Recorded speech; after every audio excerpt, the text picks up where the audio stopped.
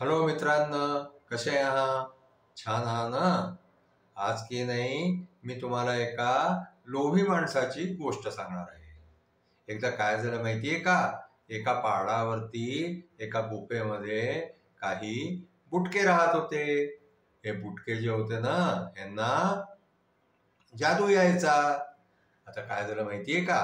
हे बुटके आपल्या जादूनी जे आहे ते खूप सारे धन दौलत जी आहे ती त्या गुफेमध्ये एकत्र करून राहिले होते. आणखीन ते त्या पहाडावरती इकडे तिकडे फिरायचे, आणखीन पैसा गोळा करायचे. आता काय झालं माहितीये का? त्या पहाडाजवळ एका गावामध्ये एक रिले नावाचा मनुष्य राहत होता. तो रिले जो आहे ना, त्यांनी पाहिलं की हे काही बुटके जे आहे ते धन गोळा करतात, आणखीन जाऊन आपल्या गुफेमध्ये ठेवतात. आता काय झालं माहितीये का? हा रिले जो होता ना, ह्याला सुद्धा थोडाफार जादू यायचा. तर या रिलेनी काय केलं माहितीये? आपल्या जादूनी जे आहे ते स्वतःला अदृश्य करून घेतलं. आणखीन तो त्या बुटक्यांच्या मागे मागे मागे मागे तो त्या गुफेपर्यंत पोहोचला. आता काय झालं माहितीये का? ते बुटके जिथे सगळं धन एकत्र करायचे ना, तिथपर्यंत तो रिले जाऊन पोहोचला. आणि त्या रिलेनी पाहिलं की अरे, इथे तर खूप सारा खजिना एकत्र केलेला आहे यांनी. आता त्या रिलेला जे आहे तो खजिना सगळा घ्यायचा लोभ उत्पन्न झाला.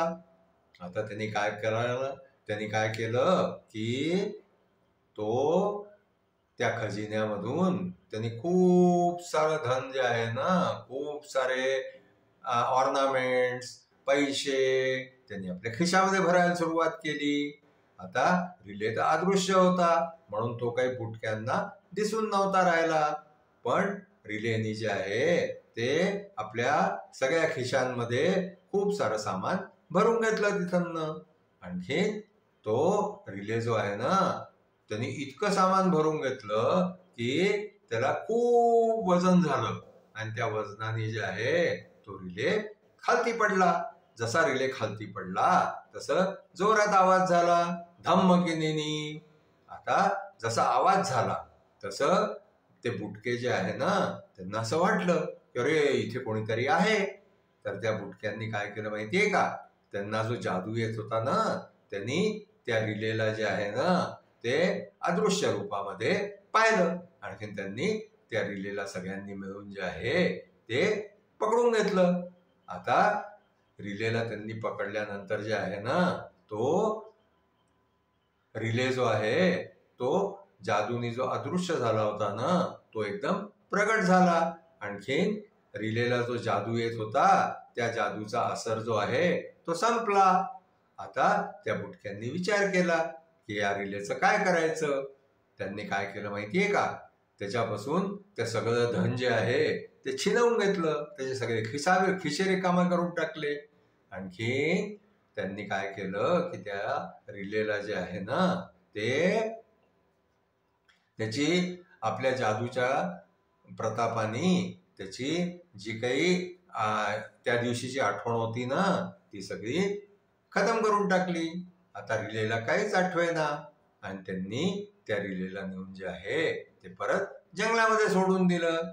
अशा प्रकारे जे आहे ते बुटक्यांनी आपलं धन वापस घेऊन घेतलं. आणखीन रिलेला सुद्धा जे आहे ते जंगलामध्ये सोडून दिलं.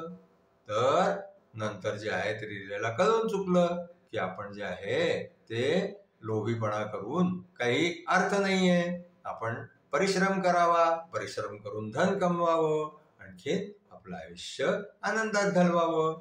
अशा प्रकारे जे आहे मग तो रिले खूप मेहनत मजुरी करून जे आहे ते पैसे कमवायला लागला. आणि एक दिवस त्या गावातला खूप श्रीमंत मनुष्य झाला. अशा प्रकारे हा आमचा रिले जो आहे ना, त्यांनी लोभ सोडून दिल्यामुळे त्याला खूप आनंदामध्ये आयुष्य घालवता आलं. माणसाने आयुष्यात कधीही लोभ करू नये.